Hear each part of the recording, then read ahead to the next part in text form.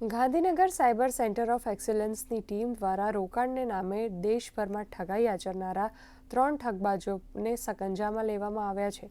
ઝડપાયેલા 3 આરોપીઓમાંથી 2 અમદાવાદના અને 1 વડોદરાનો છે, જ્યારે અન્ય 2 ફરાર આરોપીઓની શોધખોળ ચાલુ છે. આ ઠગબાજોના ફેસબુક માધ્યમથી ફ્રેન્ડ રિક્વેસ્ટ મોકલતા હતા અને બાદમાં નકલી ક્રિપ્ટો એપ્લિકેશન ડાઉનલોડ કરાવીને લાખો રૂપિયા સેરવી લેતા હતા.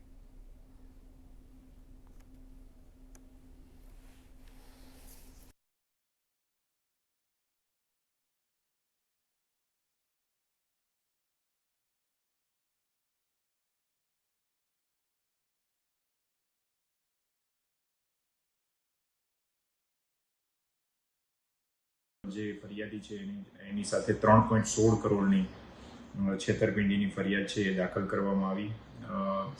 આ ફરિયાદમાં જે તપાસ કરવામાં આવી એમના અંતે ટોટલ આ જે ઘટના છે એમાં 26થી વધુ એકાઉન્ટ જે છે એમાં સામેલ છે અને 116થી વધુ સાયબર ક્રાઇમની ફરિયાદો છે એ પણ આમાં દાખલ થયેલી છે અને ટોટલ જે એનો મેગ્નમ છે 82.67 કરોડ જેટલું સાયબર ફ્રોડ છે એ આ આરોપીઓ દ્વારા કરવામાં આવેલો છે.